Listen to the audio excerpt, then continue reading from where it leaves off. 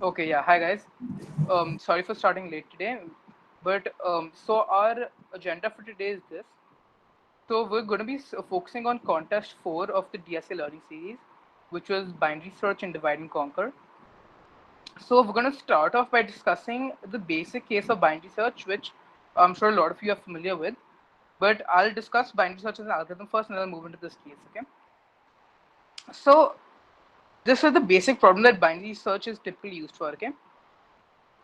So uh, the problem is you're given an array of n integers where n is less than equal to 10 to the power 5, okay, and you have to answer q queries where q is less than equal to 10 to the power 5, and uh, in each query you have to answer whether an element x exists in the array, okay, and an assumption is that memory limit only allows the initial array. So what this means is that we can't do any tricks like using maybe a map or something. So under these constraints, um, the naive solution would be to brute force search on the array. So let me just simulate this. Um, you're given the elements and you have the queries. Okay, a queue is just the number of queries, and x is the element you have to search for. So the basic solution might be to do something like this, right? You iterate over all elements of the array, and you say if array I is equal to x, then found is equal to true, right? And sorry, if ai, and if it's found, then see out yes, else see out no. Okay, so this is the basic solution. Now notice that the complexity for this would be something like order of n into q. All right, and um, over here, both n and q are max 10 to the power 5. So it goes up till the maximum complexity can be something like 10 to the power 10, which even optimistically will take about 100 seconds. So that's way too large for any competitive programming problem. So an optimal solution here would be to try binary search. Now, how does binary search work exactly? So if we have any monotonic function, and monotonic means that the function is either constantly increasing or constantly decreasing. So let's assume it's increasing.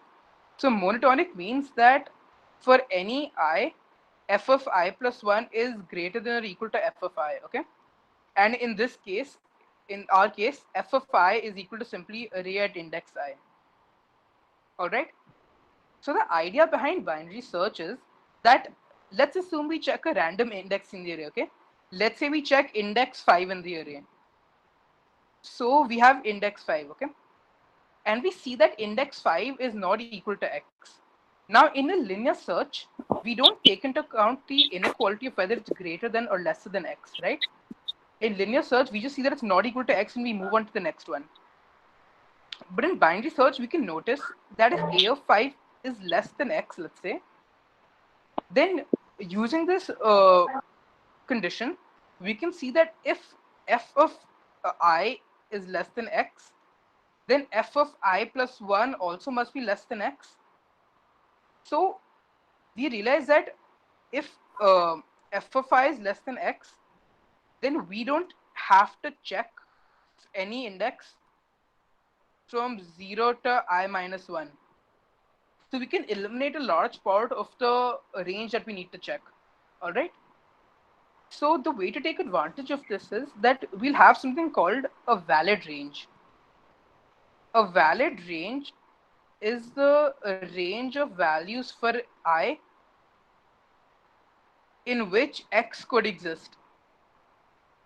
So in the beginning, on our very first iteration, the valid range would be 0 to n minus 1, right? Because we haven't eliminated anything. Now, we can check the middle element, okay? or should I say the lower bound plus the upper bound divided by 2. That's the middle. So the middle element, okay? Now, if the middle element of the range is smaller, okay, then we realize that all the elements before the middle range must also be smaller, right? So we can eliminate the first half of the valid range. So then we can say that the valid range is from midpoint plus 1 to n minus 1. And similarly, if the middle element of the range is larger, then all elements in the second half are also too large. So then we can eliminate the second half of the range. So we can say the range is from 0 to midpoint minus 1. And if the middle element is the element itself, then we can just say we found it in breakout. Now, let's analyze the time complexity of this. So the worst case over here would be that we don't find anything until the range is of size 1, which means we've broken it down completely, okay? Now, notice what we're doing in each iteration. In each iteration, we're making the range half. So in iteration I plus 1, the range is equal to half of iteration I, okay? So at the ith iteration, okay, the range is equal to n divided by 2 to the power I, okay? Now, let's say that the range is equal to size 1, which is the worst case, okay? So then we could say that 2 to the power I is equal to n. And then using logs, you can just find that I is equal to log n to the base 2, right? So that's our time complexity. That's how many iterations it takes in the worst case. So now if you apply binary search to this, we realize that it takes order of q into log n, and log of 1e5 is equal to about 20. So we get order of 20n, which should comfortably pass. So I'll just code that in and show you how it's done, okay? So we have something called low, which stores the lower bound, high, which stores the upper bound. And we'll say that while low is less than equal to high, which is while we still have a valid range, okay? So the mid is just low plus high by 2. So if mid is less than x, else if mid is greater than x, and else, right? So if mid is less than x, then we realize that the first half has become invalid, right? So we can say low is equal to mid plus 1. Similarly, if mid is greater than x, then the second half, I'm so sorry. This should be array at, yeah. I'm so sorry. Okay, then we only need to look in the second half. And similarly, if array mid is greater than x, then we only need to look in the first half. And the final condition is that array mid is actually equal to x. So we just make our flag true, and then we can break out of it by making low is equal to high plus 1. So this condition is violated, all right? So we've broken out of it, and then all we have to do is if it's found, then we output yes, and else we output no. Okay? So that's a basic order of q into log n solution. Did anyone have any doubts? You can put them in the chat. Okay, Deepak, for low less than high is used in cases where people are using upper bound or lower bound. And even for that, I recommend that you don't use low is less than high. I'll show you exactly how you could implement it in that case, okay? Yeah, you guys seem to have understood it. So I'll move on to the next topic, okay? So this is a problem called beam problem on Codeforces. So I'll just break the problem down for you. So the problem is you're given an integer k, okay, where k is less than equal to 1e17, and you have to find two integers a and b such that a plus b is equal to k and a multiplied by b is equal to k. All right. So now our first idea might be to do a complete brute force, right? So you're given k, and you can just do something like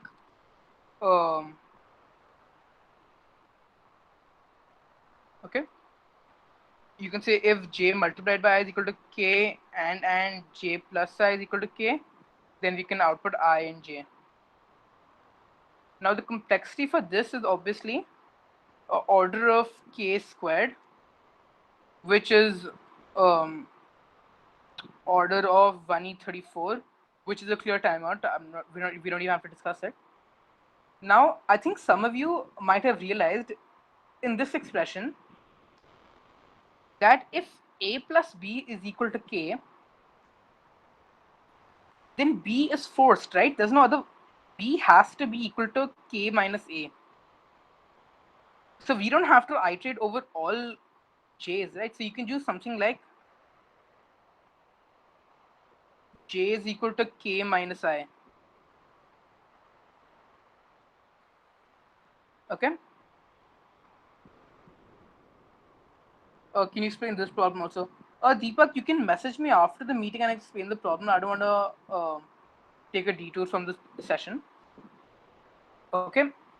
So here, using this formula, we can check if our constraints are met. However, again, this is order of k, and order of 10 to the power 18 or 10 to the power 17 is still too large. So now the issue is, how can we reduce this even more? And remember, I told you that binary search can work on any monotonic function. So let's try to prove that a multiplied by a multiplied by k minus a is a monotonic function on some range. Okay. Um, Let me graph this out and show you maybe. Okay. Okay. So let's say our k is 16. Okay. So and the x-axis represents a. So we want to graph something like this. Okay. So notice that we've gotten kind of a parabola-like thing here. Okay. And this is a monotonic function, it's a strictly increasing function in some range, right? And if you see, the range is up till here, which is 8. Okay, let's try this with some other values. Okay, let's say 20. Again, it's monotonic up till 10. Okay, let's try 25. Monotonic up till 12 and a half. Okay, so the idea is that this function is a monotonic function in the range 0 to k by 2. Okay.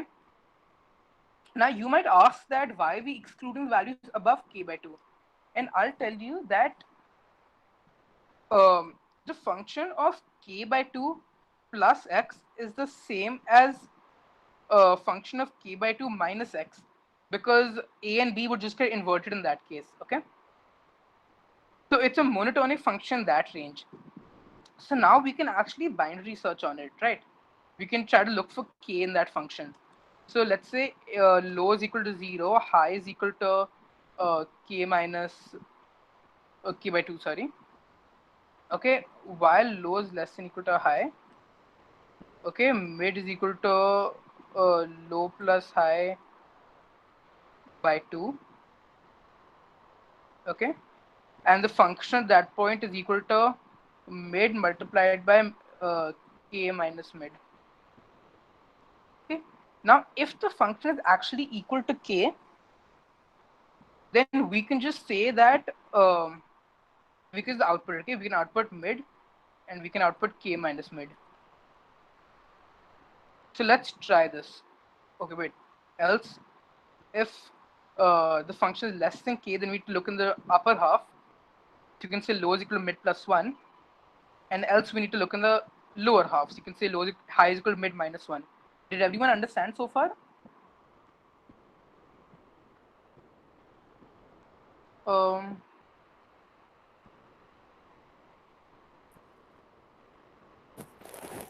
Okay, I'm assuming you understood. Um, so let's see if this works. All right. Let's try this with some random input. Let's say 4. One second, it's just compiling.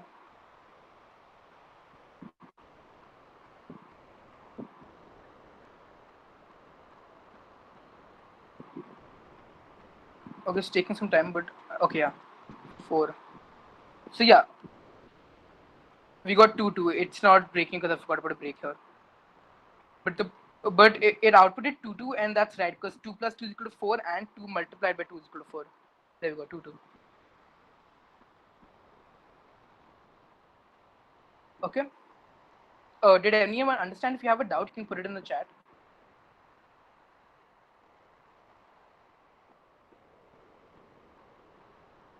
Okay, Manmeet Singh, explain one more time.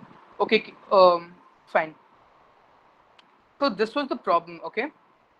And so we defined a function on A where f of A is equal to A multiplied by K minus A, okay? Now we need to find a point on this function such that f of whatever that point x, we need to find a point x on this function such that f of x is equal to K, okay?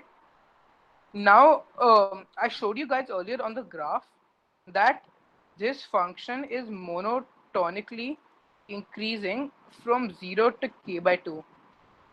So we did a binary search within that range, and if we found a value, then we outputted it, okay? And this is just the standard binary search rules.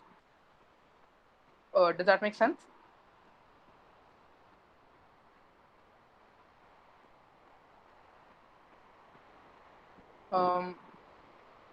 Okay, got it. Great. And so this will work on unsorted array as well. Chain Singh, like Som just said, this isn't an array we're working on, right? It's a function. So that's what I was trying to explain. That most people look at binary search as an array searching algorithm, right? But in fact, binary search can be used to search on any function, and that's the main idea of binary search as well. So right now we're working on a function, and no, binary search won't work on an unsorted array because then the function would not be monotonic. Okay. Great. Now, the next thing I wanted to discuss was the idea of binary search working on a bitonic function as well. Okay. And this is an interesting problem. So we have a point P, all right, and that lies on the x axis. So the coordinates of P are in the form x1, 0. Okay. Now we have to find the point P using some questions. Now we can ask the judge, let's say 150 questions in the form um, exclamation mark in K, and the judge returns the distance between point P and the point K0. Okay, so a simple way to look at this is that we have the x-axis, there's a point on it, and we have to find that point. So to find that point, we can keep on giving another point on the x-axis, and the answer we'll get is the distance between those 2 points. So now, let's imagine that we had the point, okay, and we were only asking questions on the left. So let's say the point is on position 10, 0. So now, if we ask the judge if we ask the judge this query, exclamation 1, the answer we'll get is 9 because the distance between 10 and 1 is 9, right? Now, similarly, if we ask the judge exclamation 5, thing we'll get is 5. If we ask the judge exclamation 8, we'll get 2. So now it might seem that the function is monotonically decreasing until x1. And this is true, it is. But for example, if we ask the judge exclamation 11, then he'll also give us 1. And so this might lead us to think that we need to go to the right. So if we might think that if we do exclamation 12, we'll get 0. But that's not the case. We need to go to the left, right? So this is a bitonic function. A bitonic function is one that strictly decrease, not strictly, but constantly decreases until a point P and then constantly increases. Or the other way around, constantly increases until a point P and then constantly decreases. Okay? So it's quite similar to the parabolas we were seeing earlier actually. So you're seeing that if you see this function in the range 0 to k, this function is strictly increasing until the point k by 2 and then strictly decreasing until the point k. I mean, not till the point k, till infinity. So the idea is that this is also a monotonic function. And now we want to find a way to perform binary search on it. Now, there's a slightly better way to do it, but the basic idea is this only, okay? So let's define a constraint. Let's say 0 to 1e16, okay? And this is standard while low is less than equal to high, in mid is equal to low plus high by 2. Okay? And we can output our query, exclamation mark followed by the number mid. And we can take in the distance, d1. Okay? So now we have the distance, but now we need to know which way we want to move, okay? So take a look at this function. Let's say at this point, we knew the distance, but we want to go to a point where the function is maximized. So we want to know whether we should move left or move right. So an idea is that if you look at the function slightly to the right, you see that it's increasing to the right, okay? And if it's increasing to the right, then we should obviously move rightwards to maximize the function. Same way, if, for example, we took this point, then we would see that it's increasing to the left. So we should have moved to the left. So let me show you how we would implement that. Okay. Aryan, can't we do this in one query? Like if you query k is equal to min possible x, the answer is min possible x. Yeah, I mean, yeah, we can do it in one query also. Like there are problems where you won't be able to do it in one query. So my point was to explain how we could do the binary search on it. But yeah, we can do it in one query also. Okay. Is that fine? Okay. The question is basically this, guys, that you have a point on the x-axis P, okay? And you can ask the judge 150 queries in the form exclamation K, and the judge will tell you the distance between point P and point K0. Okay, does that make sense? Is it clear so far? Okay. Now, this function is a bitonic function, okay? It's strictly decreasing up till the point K. So, I'm typing here. From 0 to K, this function is decreasing because we are getting closer. Okay. And then from K plus 1 to, max x, this function is increasing since we are getting further away. So now we have a bitonic function which is decreasing up till a point and then increasing after that. So the idea is that at any mid, you take the distance from the point, okay, and you say if the distance is equal to 0, then we can break because we found the point, okay. Otherwise, what you should do is you should check the distance at the next point also, okay.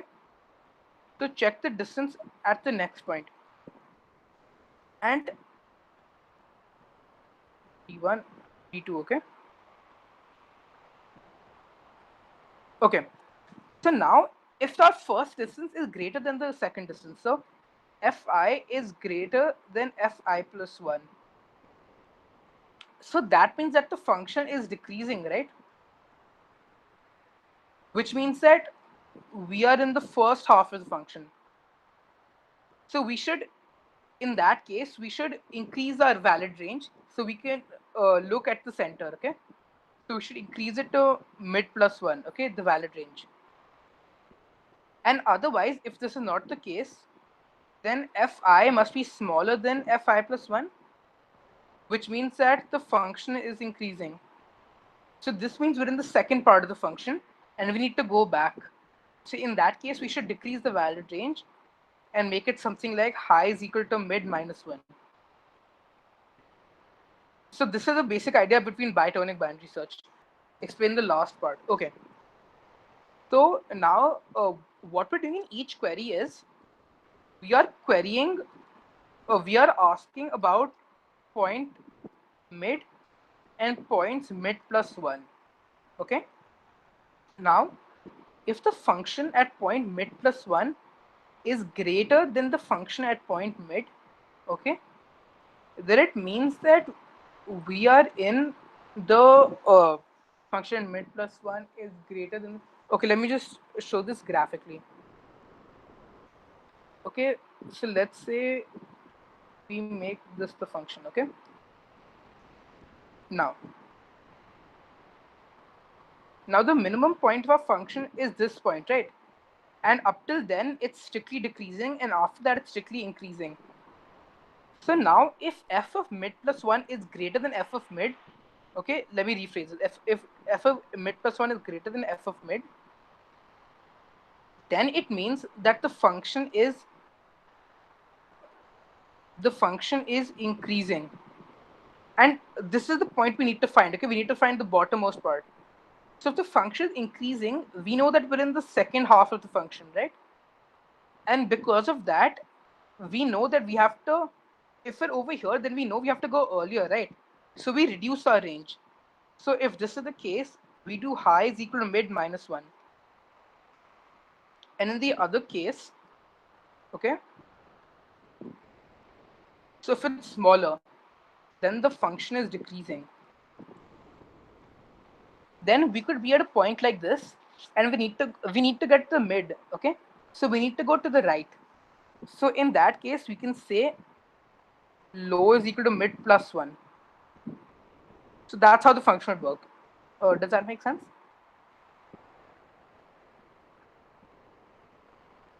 Yeah, absolutely. Okay, fantastic. So I'll move on to the next problem now.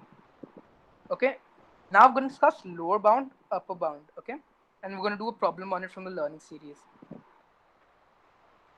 So lower, let me put this in the notes above. Actually, it might be useful. So lower bound, we have a monotonic function f of x. Okay, we have to find. Okay, lower bound is also function. So let's call the function. Let's say lower bound is a function on k. Okay, so we have a monotonic function, a different function f of x, and we have to find the first point x such that f of x is greater than or equal to k. Okay, and similarly, upper bound, we have a monotonic function f of x, and we have to find the first point x such that f of x is strictly greater than k, not greater than equal to. Okay. Now, there are a few different implementations for this, but I'm going to show you the one that I found is the most stable, okay? So, uh, int lower bound, int k, okay? I'm defining these right now, and then we'll actually use these in the problem itself, so I'll show you how it's useful. Okay? And we have a function f. Okay? Let's just say for now it just returns x, which obviously, I mean, it is a monotonic function, but that's not what it's actually going to be. So int low is equal to, okay, let's take the bounds as well. Okay? So we have low and high given as the parameters. Okay? So we'll do this function while low is less than equal to high. Okay? And we'll keep a variable called toReturn. Now notice that in lower bound, we have to find the first point x, which means that we have to minimize the value of x while this constraint is true. So in the beginning, I'll choose a very large value for x so that it's never the actual value that we'll return. Okay, so I've made it infinite for now. Okay. So int mid is equal to low plus high by 2. Okay. So now we can see and int midpoint, no, int function at mid is equal to f of mid. Okay. Okay. So now we can say that if f of mid is greater than equal to k, so we've satisfied a condition, okay? It's greater than equal to k. So then the answer that we want to return is equal to minimum of the answer we've already had and that point. Okay? And now notice that we found such a point, okay? But now we have to find the first point. So we want to try to minimize this. So now that we found it, we should look even before that to see if there's a point such that, okay, look for an even smaller point y such that f of y is greater than equal to k. So in order to do this, look in the smaller half. So we want to look at the smaller half, right? So what we do is high is equal to mid minus 1. And else we do low is equal to mid plus 1 because x is not big enough yet. Okay? Does that make sense so far, guys? If you have any doubt, you can put it in the chat. Okay? And here we can just do return toReturn. And the implementation for upper bound, not surprisingly, is literally exactly the same, except instead of greater than equal to, because it was greater than equal to for lower bound, right? It's strictly greater for upper bound. So we just make this slight change and make it upper, strictly greater. No, Umesh. Lower bound is greater than equal to only. Okay? Like, it's not my definition, it's a standard function, okay? So like if you see actually, if you have a vector int v, there's actually a function called lower bound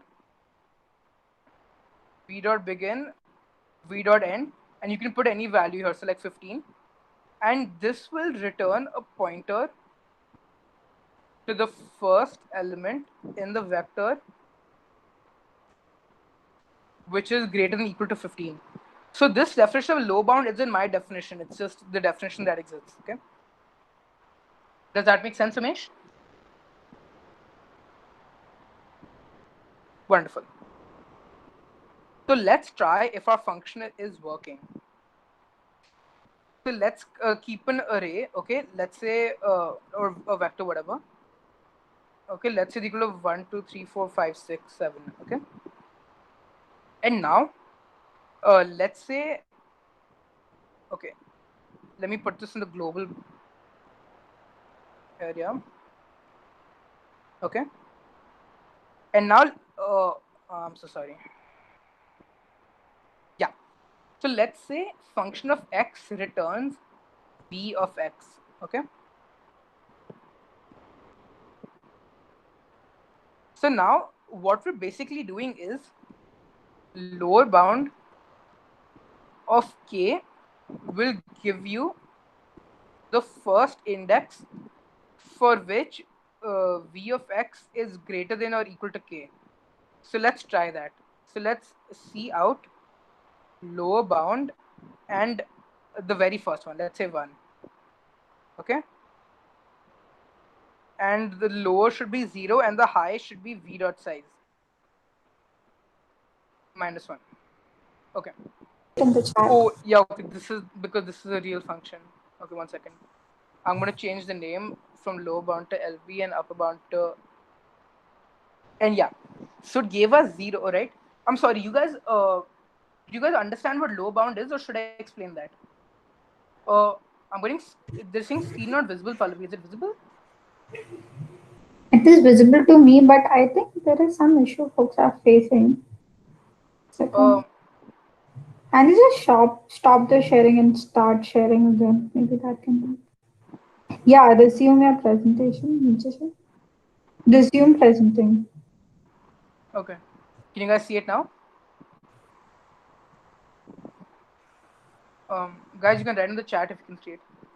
Okay, great. You can see it. I'm so sorry for that. So, some of you guys were saying that you didn't quite understand what lower bound was. So this is all lower bound is, okay? We have a monotonic function f of x, and what lower bound does is it returns this point x. Now, the point x is the first point such that f of x is greater than or equal to k. Okay? That's the definition for lower bound. There's no real intuition behind it. Okay? Did that make sense? And upper bound is not greater than or equal to, upper bound is strictly greater. Can you guys just put in the comment if you still have a doubt about that? Otherwise, I'll move on with explaining it.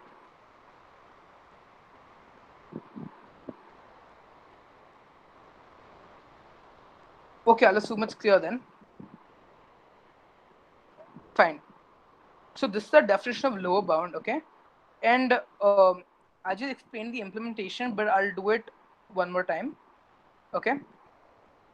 So to return is basically stores x, okay? In fact, I'll make it x, okay? Okay.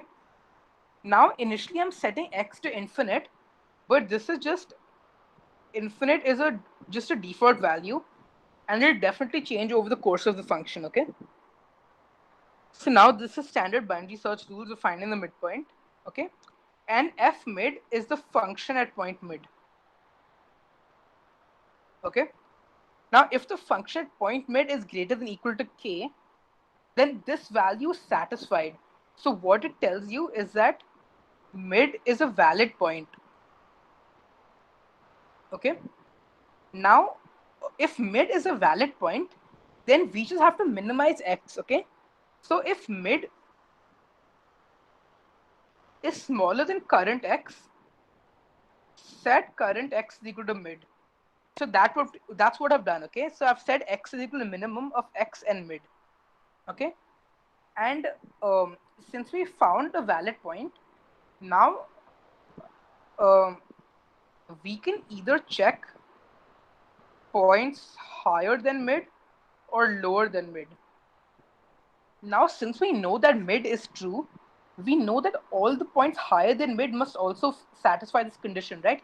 Since the function is monotonic, okay? So instead, we look lower, okay? We look in the first half, we look in the smaller half to see if there's an even better point x that satisfies the condition. So that's why I've done high is equal to mid -1. And similarly, if it doesn't satisfy the condition, then we have to look in the smaller half to find an even bigger value. So in the larger half to find an even bigger value. So look in the larger half. Okay. And at the end of this, when a binary search condition has become invalid, then I finally return the value of x. Did that make sense, everyone? You can put in the chat if you have a doubt.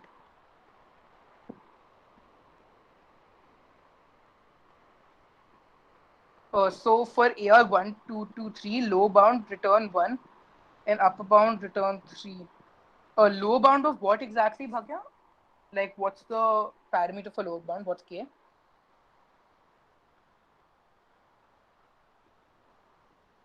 low bound of 2, 0, 1, 2.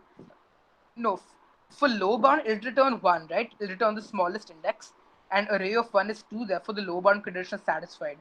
For upper bound, it'll return the last index, which is 0, 1, 2, 3, 4. So for upper bound, it'll return 4. Okay, let me show you. So we can actually simulate that if you want. So your function is 1, 2, 2, 2, and 3. Okay, so let's take a look what it'll return. You want a low bound of 2, right?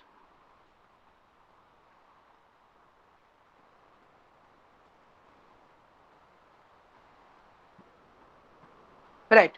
So low bound of 2 returned 1 like we expected. Now let's check the same thing with upper bound.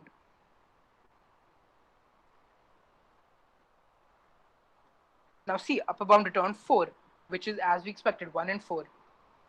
Did that make sense, Bhagya? Got it. Fantastic.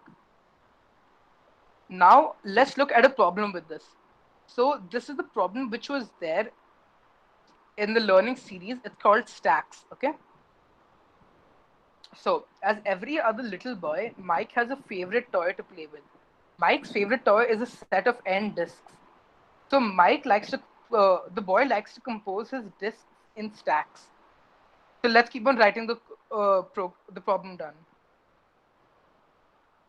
So we have a set of stacks on which we are composing some disks.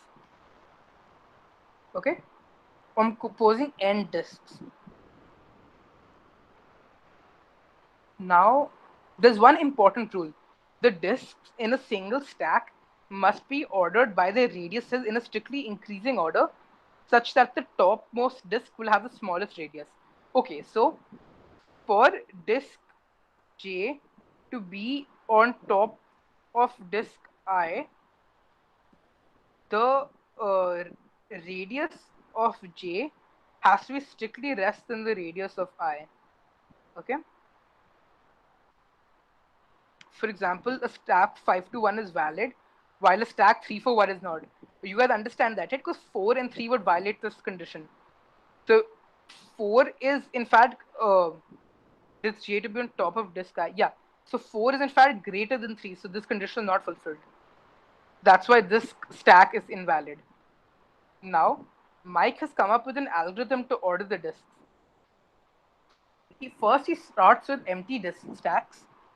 Then he processes the disks in the chosen order using the pattern. So if there's at least one stack such that Mike can put the current disk on top without making it invalid, so let the radius of the current disk be Ri. Okay. If there is a stack with the top radius strictly greater than Ri, Mike puts the disk in that stack. Is it clear so far?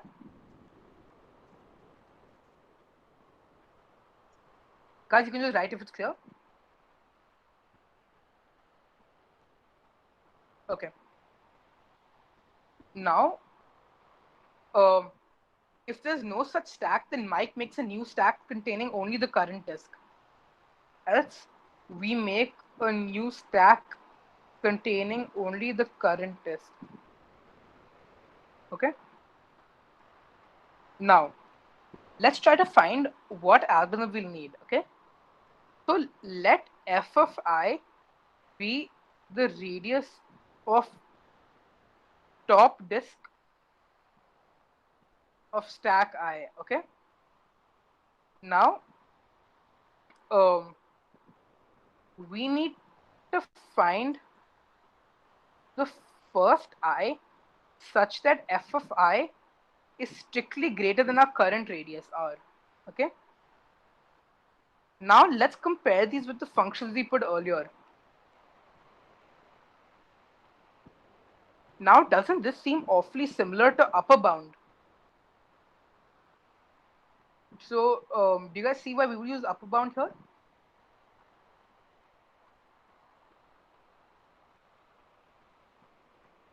Guys, is the use case for upper bound clear, or should I explain it more? Okay, it's clear. Fine.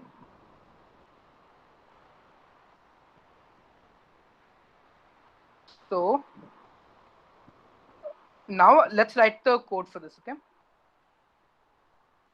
Okay, first let's find the function.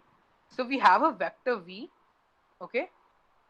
And v of x, and function of x is simply to return v of x, okay? And this v stores the radius of the topmost disk, okay? Now, to make this function monotonic, we have to store the disks, not the disk, sorry, the stacks in increasing order, okay? So this is a constraint we have to keep mind of. That's it, okay? So let's write this, the code for this. So first, we will just take in the test cases.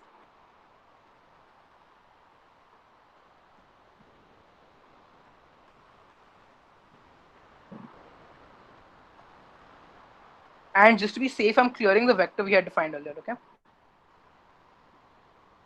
Now,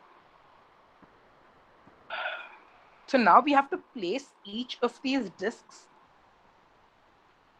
into a stack, okay?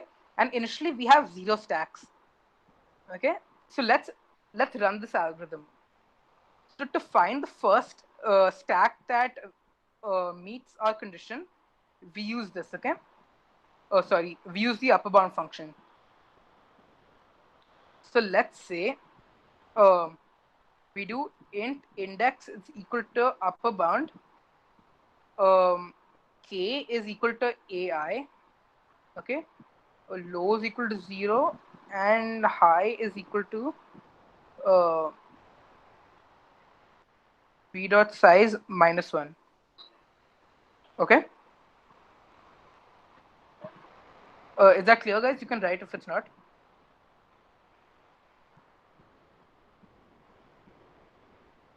Guys, you can be active. Is this clear? Okay, I'll assume that it's fine then. So we have the index of the first stack such that we can place it, the disk, on that stack. Okay.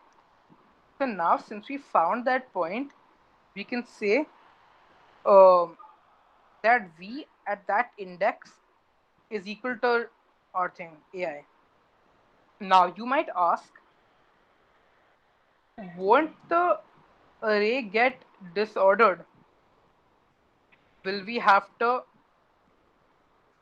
sort it again? And to this I'll say no. Okay. Why?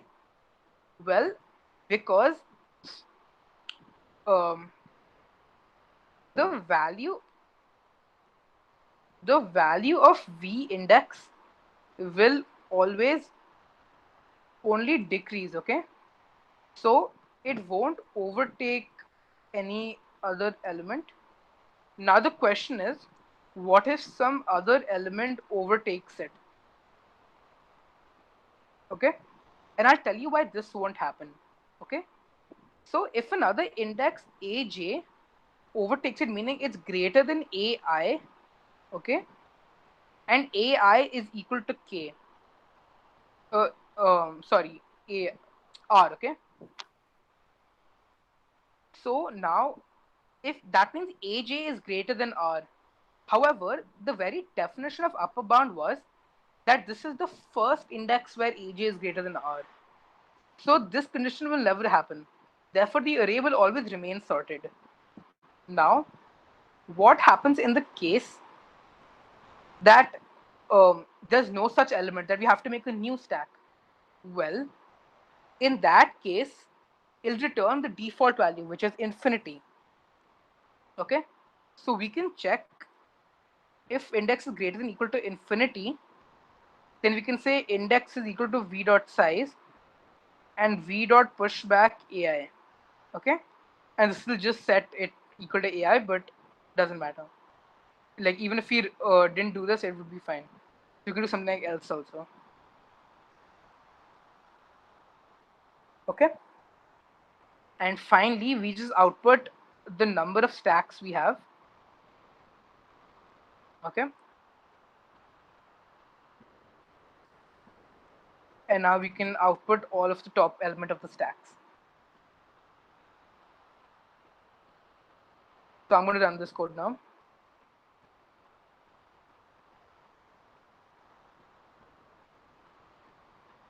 So right, 3112, this matches the output for the first test case. 5224710 matches the output for the second case, and 45101218, 45101218. So it seems like our code is right. So I'm going to submit this.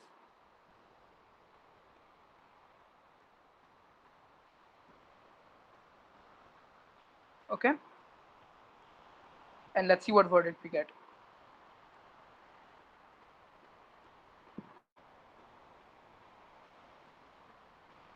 Ayush, can you explain the execution of the code?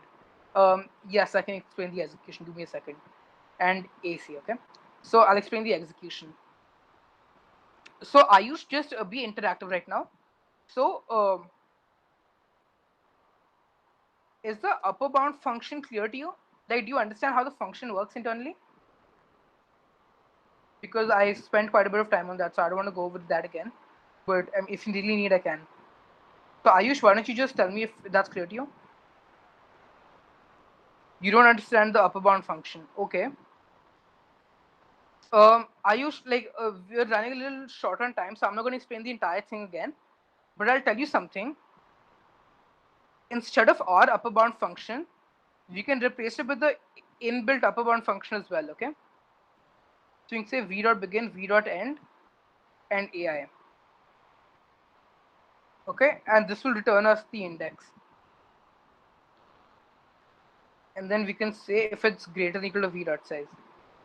Okay, and this would do the same thing. So forget about implementing the upper bound function. Do you understand why the upper bound function works itself?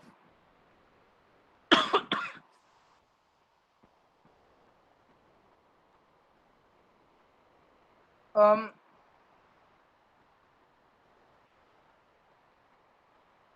okay, fine. I get a sense you're still not that clear. So again, I'm just putting my number here. You can message me about it and I'll explain it to you in detail. Okay, so I put my number here. You can feel free to message.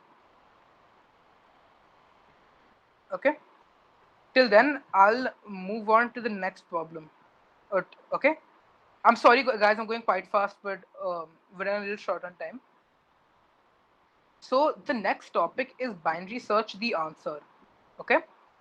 And this is an interesting topic. So I'll give you a problem. So the problem is, this is, by the problem name is aggressive cows. And you can find it on Sphere Online Judge. Okay. You can see it later. But the problem is this. Okay. We have n shelters for cows, okay, where n is less than equal to 1e5. Now we have to place p cows into these shelters. Each shelter has a location xi.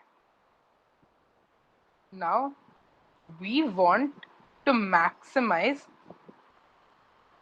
the minimum distance between any two cows, okay, and the distance between two cows is um, x of absolute value of xi minus xj, okay, two cows in bond ij. So we want to maximize the minimum distance. Okay, now usually the first idea people have is doing something like this. Okay, so they might do dp they might do dpi k, which is the maximum no the maximum number of cows we can place in shelters 1 to I with minimum distance k. Okay. However, if I tell you that the minimum distance is greater than or equal less than or equal to 10 to the power 9, then you'll notice that take um, the states alone take n into 10 to the power 9 space, okay, which is 1 is 14, which is definitely way too large. Now, an alternate solution is this, okay?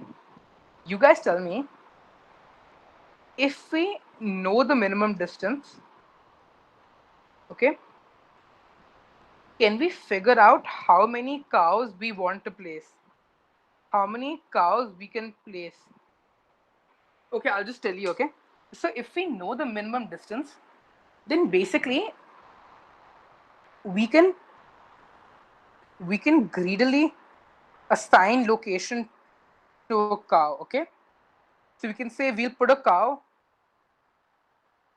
in shelter 1, then we'll put a cow in the next shelter such that the distance is greater than equal to min distance, and we'll keep on doing this until all shelters are exhausted. Okay, so this is a greedy order of n solution to place cows if we know the minimum distance. Now the problem is we still have to minimize the minimum distance, right? So I'll tell you guys what. Let's call this function f of min, okay? We want to find the first min such that f of min is greater than equal to the number of cows we have. So we can place all the cows we have, okay?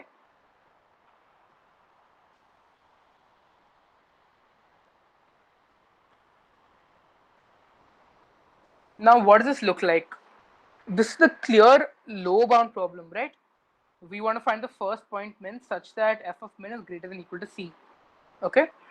Now the next part, which is very important binary search, is we have to prove that f of min is monotonic. And I'll argue this, okay? If the minimum distance is smaller, then we can place more cows. Okay? And so seeing this, we can see that the function is constantly decreasing. Okay? And since it's constantly decreasing, it's monotonic, and we can apply a lower bound algorithm to it. So how this would work was that we would just replace this function with the greedy function we just defined here. And I'm not going to code this problem because there's another problem that we have to do. But that's the basic idea. Okay? Was this clear to everyone? So we just do a low bound again. And this time, the internal function f of x takes order of n time. Binary search takes order of log n time. So our overall complexity is order of n log n. Does that make sense, guys? You can write if you have a doubt. Yeah, Bhagya, binary search is a pretty heavy topic. Oh, Vaibhav, leave the DP thing. I was just trying to explain something, but again, I've put my number in the chat, so if you want to discuss DP or something, you can message me later. Okay, and anyways, week 7 is DP problem, so if you want to try DP, then focus on week 7. Ayush didn't get the last line. Could you just tell me which line? The complexity analysis? Line 67. Okay, there's nothing there, like, it's in blank line. Okay. Yeah, it was a blank line, Ayush. I mean, there was nothing to get only. So yeah, I'll move on. So there's actually a problem we have on this called Ashi gift, okay? And this was there in the context itself. Okay. Now, now, why them will eat the ith dish, which is now required to finish completely, each with their own population, location, and the path that chef. They know that for some clan they're located at a distance of pi from chef's town, and if the group of at least greater than equal to q approach them, they'll be able to convince to join their forces against Suraj. So, given the information about this, chef, the minimum size of group, he should. Okay, fine. So I'll just explain the problem to you guys. The problem statement was really long, so I wasn't reading it out loud. But the problem is this, okay? So we have we have uh, B locations, okay, which is one dimension locations, okay. Each location contains a dish that has poison in it, okay. It takes yi people to finish the ith dish, okay. Now chef has to get from his home to Bite Land. Okay, Bite Land is at distance x from chef's home. Okay, now to get to Bite Land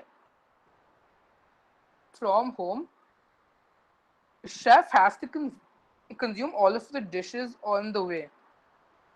However, if chef consumes a dish, he will fall asleep. That's why he is bringing his friends. So instead of chef, his friends will eat all the dish, like the dish for him. Okay. So um, he, his friends will eat the dish instead of him. Now note that since the dish is poisonous, one person can eat max one dish. Then he'll fall asleep and his journey will be over. So we have to output the minimum number of chefs required, chefs, which is chef plus friends, required, so that even after all the dishes, there is at least one chef who reaches Bite Land. Okay.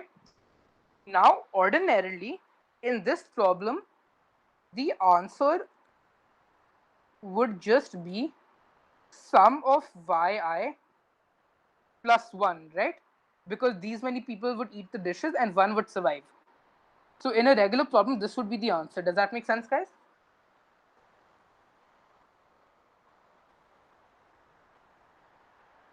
Yes, okay. But this problem is a slight variation, okay? So along the path, we also have C tribes, okay? And each tribe has a population of Ri. So if chef has, okay, Ri, yeah, and requirement Qi. If chef's team has greater than equal to Qi people, when they reach the tribe's location,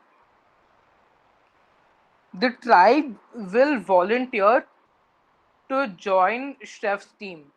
Okay, so when the chef's location is at the tribe, if chef's team size is greater than equal to Qi, okay, then all of those people will join the team.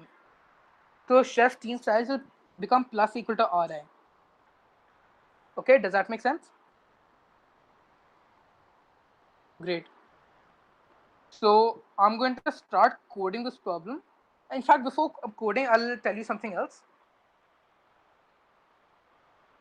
So let's represent a function f of k where k is the number of people that start the journey, chef plus friends. Okay, now f of uh, okay, f of k represents the number of people that reach Byteland. Okay, and over here it's trivial that f of k is monotonically increasing, and you can prove this via induction, I guess. You can say that if f of I is k is x, let's say, then if you have f of I plus 1, you can leave one chef aside and make him not do anything. So you have f of I in the worst case. Okay, therefore you can prove that f of I plus 1 is greater than equal to f of I. Therefore it's monotonically increasing. Okay, does that make sense? Do you get why the function is increasing? Basically the logic is that if you have more friends, then obviously you have a higher chance of making it through. You guys can write in the chat if you have a doubt or if that makes sense.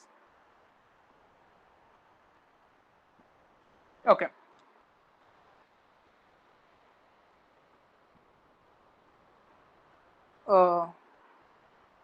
Umesh, can you explain it again? Just the okay, fine, I'll just explain it. So I'll just explain some intuition that if k is higher, then your chance of making it out are also higher. Therefore, f of k is increasing with increase in k. Therefore, it's a monotonically increasing function. Okay, and f of k is the number of people that make it out on the way to Byteland. Okay, and it can even be negative. Okay, that means we had a deficit of people for eating the dishes. So now we need to find the first k for which f of k is greater than equal to 1. And what is this? This is a lower bound, right? Does that make sense? You guys get why it's a lower bound function? Okay, I'll assume you get it. You don't have much time. So I'm just going to start coding this function in, okay? You guys feel free to use the chat if you don't understand something or if you want me to do something else. Okay?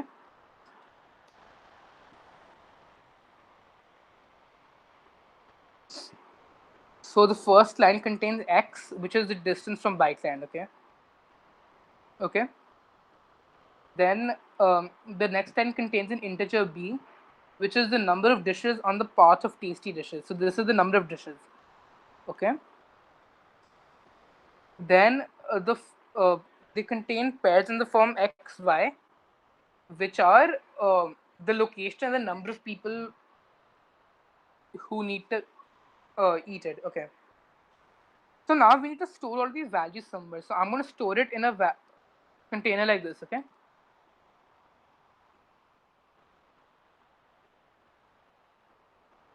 So I'll say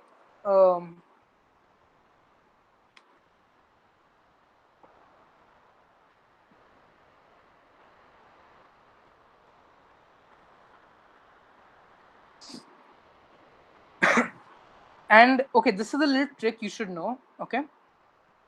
Some inserting it into V. Okay. And now this is what I've done is it's a pair.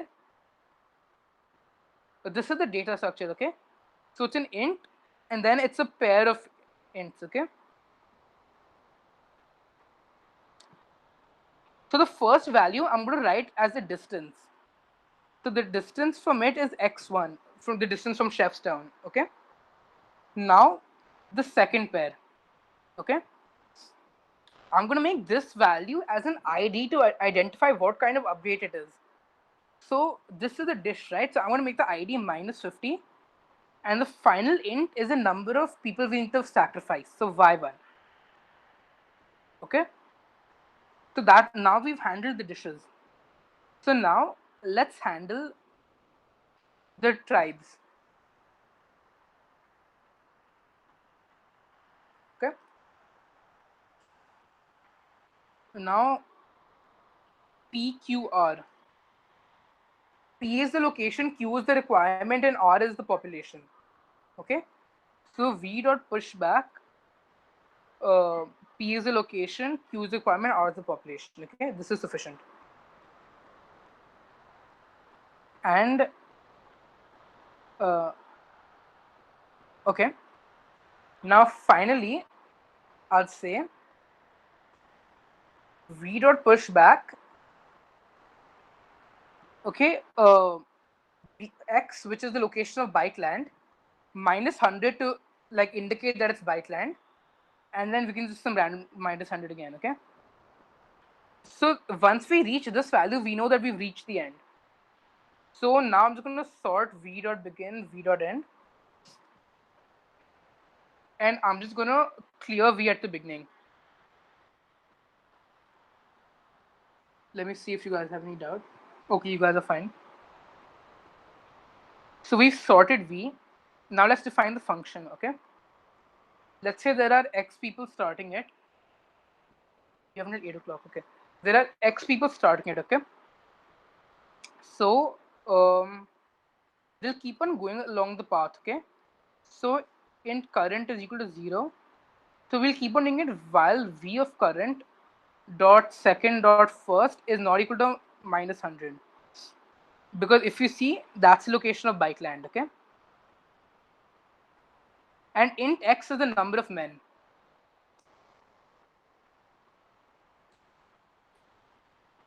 Okay. So at the end of each, we'll do cur plus plus.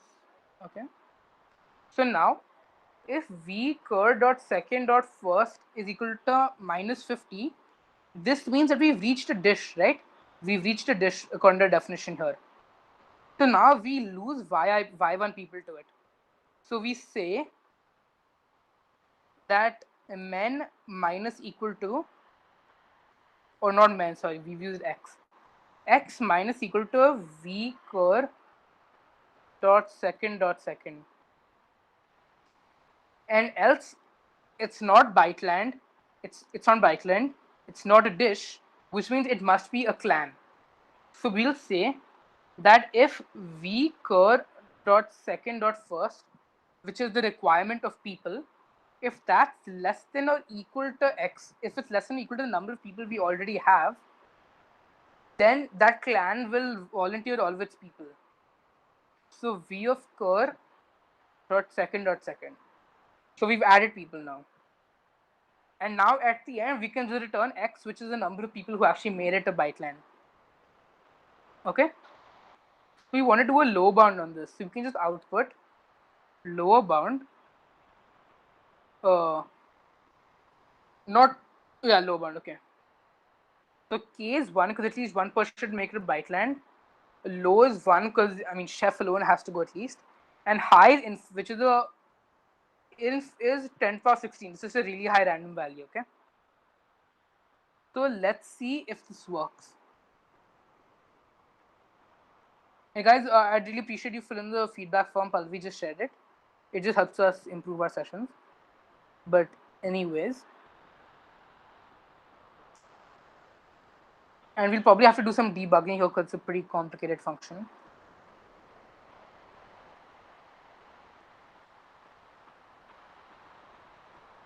So okay, we didn't have to do it. So 596, that's accurate. That's our output. Okay, and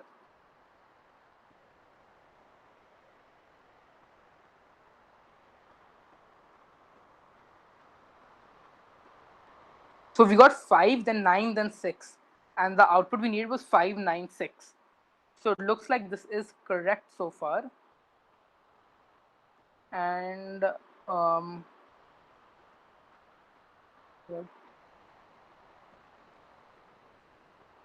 but okay, I'm going to use it nonetheless. I'm going to submit.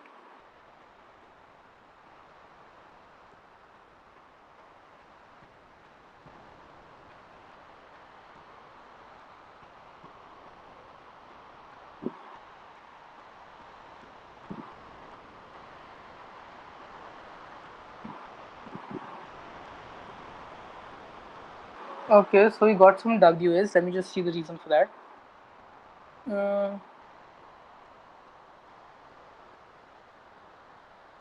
Okay. So the our value for infinity should have been higher.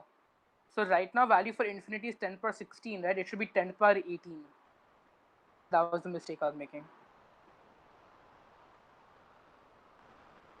So let me just change this to int inf is equal to power 10 18. Okay. And sometimes it has problems storing large integers. So let me just make sure that it's working.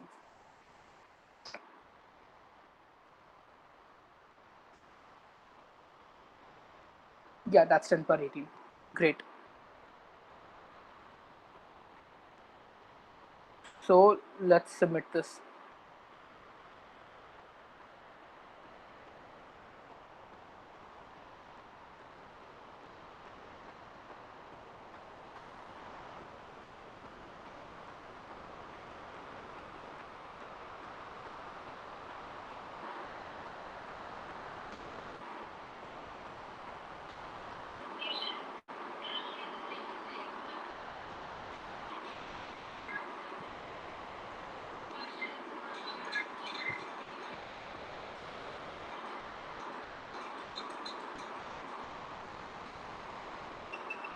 Okay, partially correct answer. And I think this is just because of large numbers. So I don't want to fix it right now. But the point is that it's our logic is basically right. Okay. It's just that this will need to be a larger number somehow. I'm not sure how to do that. Or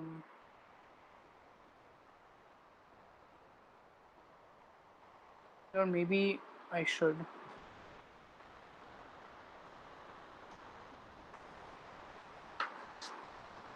Let's just see if let's just see if 2 to into infinity is storable. Okay.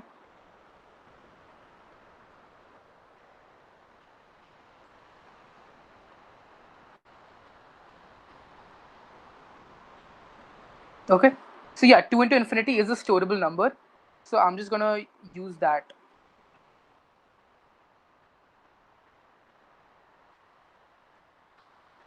But it has something to do with the upper bound only. So don't worry about the logic. That's right.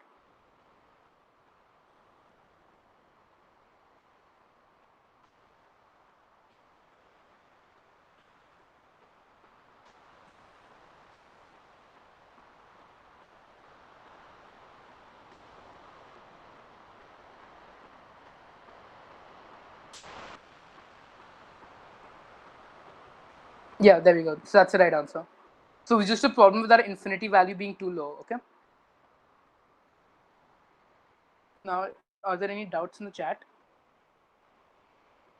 Use LL for use input. Yeah, Weber, I'm using long only. I've done define int long up here. Okay. Pallavi, do you think I should go into the last topic? It should take about half an hour to complete. It depends on the audience if they are up for it. Else we can hear. Guys, do you want to do it? The last topic is divide and conquer. So we'll just do merge sort and learning how to count inversions. Requesting all the participants to please type in the chat. Okay, just type yes if you want to do merge sort. Otherwise, okay, if even one wants to do, then I'll just do it. Because otherwise, people can catch this on YouTube later, anyways. Yes. Okay, yeah, then I'll do it. So the last part of our series is of this contest. Sorry, is divide and conquer. Okay. Okay. Now, the logic for divide and conquer is something like this. Okay. If you have, okay, if you can solve a problem for an array with only one element, okay? Basically, if you can solve the problem for a single element, then if you have two halves with the problem solved, can you uh, solve the problem for the combined half, wait, for the combined part fast? So I'll give you an example, okay? So let's say you have uh, there's a algorithm called merge sort, which is the most commonly used algorithm to sort an array. Okay, so the idea is that basically let's see if both these conditions are satisfied. Okay, so do you guys know the brute force way to sort an array? Something like n squared. It would be something like bubble sort or insertion sort. Okay, so we want to do it relatively. These are relatively slow. We want to make it faster. Okay. So the idea for this would be, let's see if both of the conditions on line 8 and line 9 are satisfied, okay? So line 8, can you solve the problem for an array with only one element? So an array with only one element is always sorted. So the problem is solved. So line 8 is satisfied. Let's see the line 9 constraint. If you have two halves with the problem solved, then can you solve the combined part in something like order of n? So now there's an algorithm for that. So I'll just call it merge right now. Okay.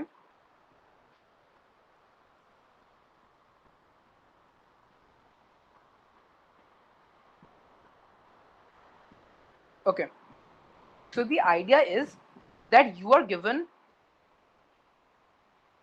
two sorted arrays A and B. You want to merge these arrays and return a sorted vector with elements from both arrays. Okay. That's the idea of the merge function. Okay. So let's see how we would do that. So we'll keep a pointer. Let's say A pointer is equal to 0 and B pointer is equal to 0. Okay. And okay, you know what? Let's make both of these vectors to make it easier for us. Okay. Now, while A pointer is less than A dot size and B pointer is less than B dot size. Okay. Now, A pointer and B pointer, uh, they point to the first element in the vectors that hasn't been taken yet, which means that we haven't put it into the output array, okay? And this is the vector that we want to return, okay? So now if A at A pointer is smaller than B at B pointer, then obviously we want to return A, right? Because then we want to put A into the array next, because the smallest A element that hasn't been taken is smaller than the smallest B element that hasn't been taken. So we say to return dot push back a pointer, and we can also increment a pointer at the same time. Else we can say, let's make this stable. Yeah. Else we can say to return dot push back b of b pointer plus plus. Okay. And then finally, what will happen is that either a pointer will become equal to a dot size or b pointer will become equal to b dot size. So we just want to clear out both of them. Okay. So while a pointer is less than a dot size, to return dot push back a pointer, okay, or while b pointer is less than b dot size, to return dot push back b at b pointer plus plus. So what we've done here throughout this function is that we were given two sorted arrays and we merge them into a sorted array in order of n. Now that's quite impressive because we can use the idea we did with binary search where we keep on splitting the array, okay, into smaller and smaller pieces. So if we had a single element of size n, then we have 2 of size n by 2, 4 of size n by 4, dot dot dot, until we have n of size 1, okay? And there are log n um, steps, okay? Until we have n of size 1, okay?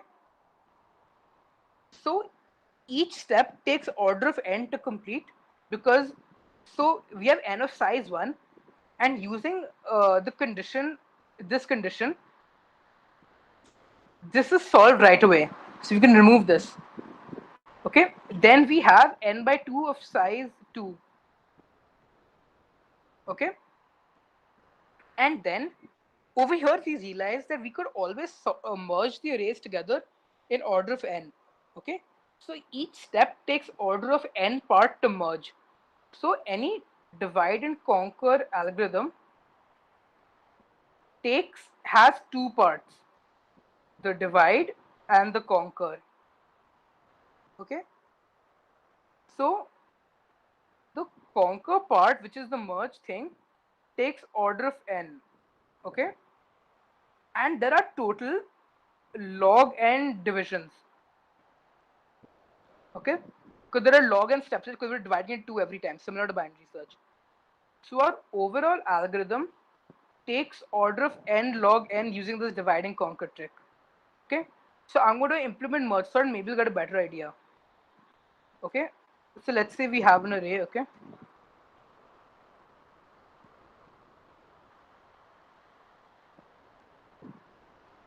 okay, now let me implement the merge sort function. Okay, so we have merge sort, we have a low bound, we have an upper bound, similar to binary search. Now if low bound is equal to upper bound, we can just return because it's already sorted.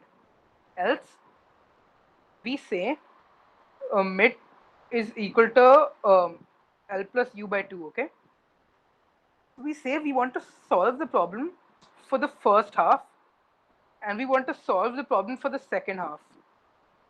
Okay, it's a recursive function. Okay, so we solved it for the first half and we solved it for the second half. Now we need to merge both of these. How we merge it is by simply calling the merge function. Okay, I'll tell you what we'll do. We'll create 2 vectors. Okay, we can ideally do it faster than this also, but I want to utilize the function we used earlier. So you can say a dot pushback AI. Okay. Oh, I'm so sorry. You can't use that term exactly.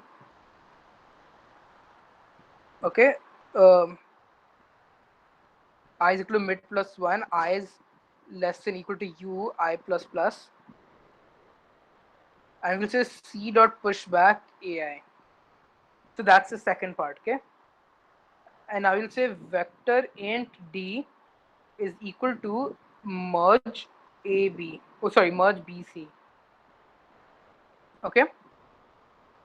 And then we can just say for int I is equal to 0, I less than d dot size I plus plus, and array at L plus I is equal to d at I. So this should be a valid merge sort. Okay. So let's see if this works. So we can say merge sort a 0 and minus 1. Obviously, I haven't output anything.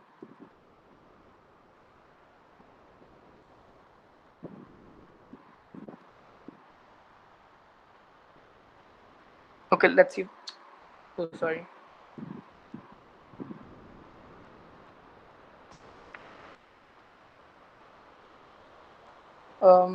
Okay, we're caught in an infinite loop somewhere. Oh, it takes input obviously. So 5, 5, 4, 3, 2, 1. Okay, and yeah, there's an infinite loop somewhere. Let me just check that. Mid is equal to L plus U by 2, L to mid, and then mid plus 1 to U. Fine.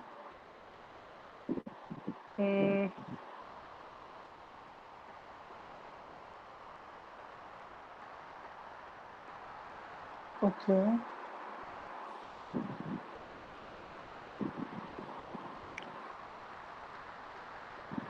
then A of L plus 1, L plus I is equal to DI and return. Fine. So there's something fishy with our merge function. Okay. Or you know what? Let's make it slightly better. Let's make this void and let's take a vector here. Can we call it by reference? In fact, we should call all of them by reference.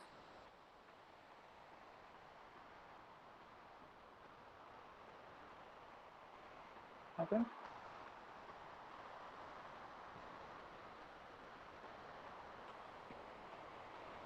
Yeah. So now let me just make sure everything's fine. So either A pointer or B pointer increases every time.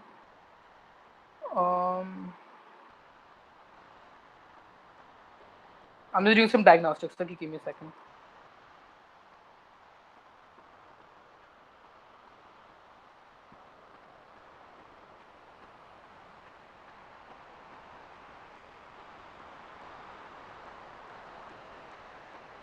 Okay, yeah, so it's working. Fine. My apologies. Delay.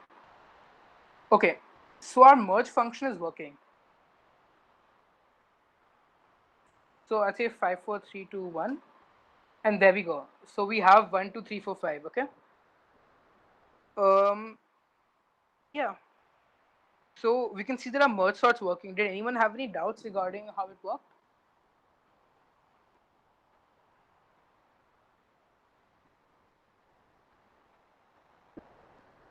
No doubts.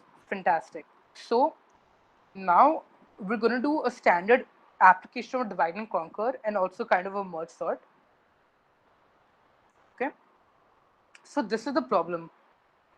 Now I'm not actually reading the problem statement. It's a very basic thing. So I'll just tell you. So you're given an array, okay? And you need to count the number of inversions in the array. So I'll tell you what an inversion is. An inversion is a pair of indices I, j, such that I is less than j, but ai is greater than aj. Okay, which basically means that it's a pair of integers which are out of order. To be sorted, ai should be less than aj, but in an inversion, ai is greater than aj. So it's just a pair of elements which are out of order. Okay, and we need to count how many pairs there are. So there can be a maximum of n squared, not n squared, but like something like n minus 1 by 2 type. Okay, there can be something like this. I'll just write n squared to be safe. You have maximum of n squared pairs. Okay. Now we can't calculate all of the pairs individually.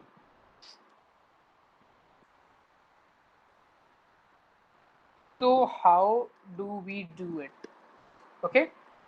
Now we use the same idea we use for merge sort. Okay. Our two conditions were this. Okay. If you line 38 and line 39, if you can solve a problem for an array with only one element. Now how can we do that? Well, an array with only one element has no inversions. Okay, so 0. Now this is something interesting. Okay, so when we're merging two halves of the array, let's say we are merging array from L to mid and mid plus 1 to U. Okay, now we want to count the number of indices such that I is okay, L less than equal to I less than equal to mid, which means that it's in the first array. Then mid plus 1 less than equal to j less than equal to u, which means j is in the second array. And we want to calculate the number of such pairs that ai is greater than aj. Okay. Now we can sort of piggyback on our merge sort algorithm here. So in our merge sort algorithm, we were combining two sorted arrays, right? Now look at this part. Okay. This. Okay, can you guys see it? Line 12 to line 14. This part is the case where b at b pointer is less than a at a pointer, which means that there is an index in the second part, in the second array, the later half, which is actually smaller than an element in the first half. And not just smaller than one element, right? It's smaller than all of the elements that haven't been put yet. So watch this, okay? Let's say we make a global variable called inversions is equal to 0, okay? Then we can say that when we're doing this, our inversions increase by the number of elements that we haven't put yet, right? And the number of elements we haven't put yet is is a dot size minus a pointer. That's the number of elements we haven't put yet. And at the end, we can output the number of inversions. So let's see how that would work. Okay, I'm going to take a test case from the problem itself. Any doubts, guys? So far, so good, right? Okay.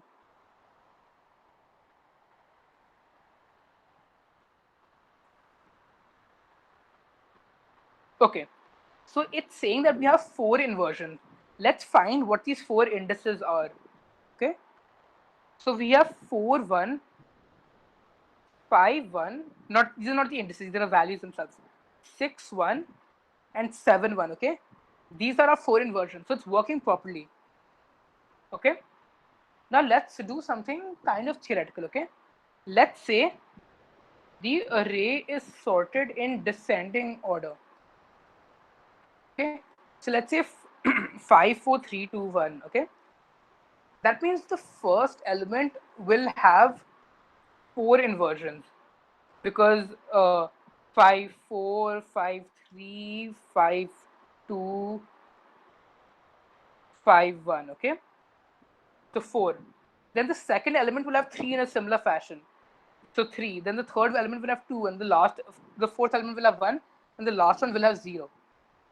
So if k elements are sorted in descending order, we should have the sum of the first n natural number, the n into n plus 1 by 2.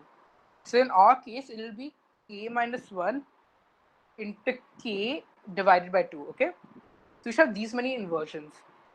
And let's actually try a test. Okay, so let's say int n is equal to 100. Okay, and let's try to manufacture the array. Okay, I is in I plus plus, and ai is equal to 100 minus I. So it's sorted in descending order. Now we don't want to output this. We just want the number of inversions. Okay.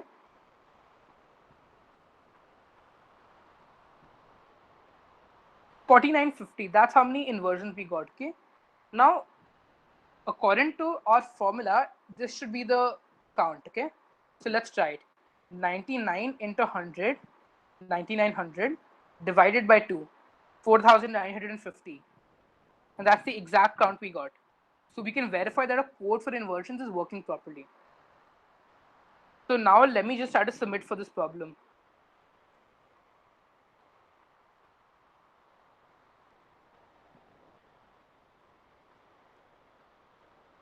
Oh, I'm sorry, I need to take input and everything.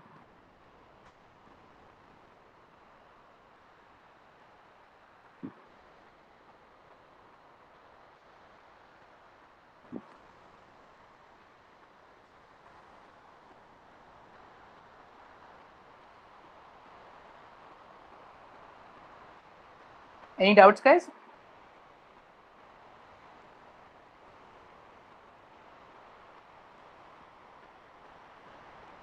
Okay, so correct answer. So like I said, our code for inversions is correct.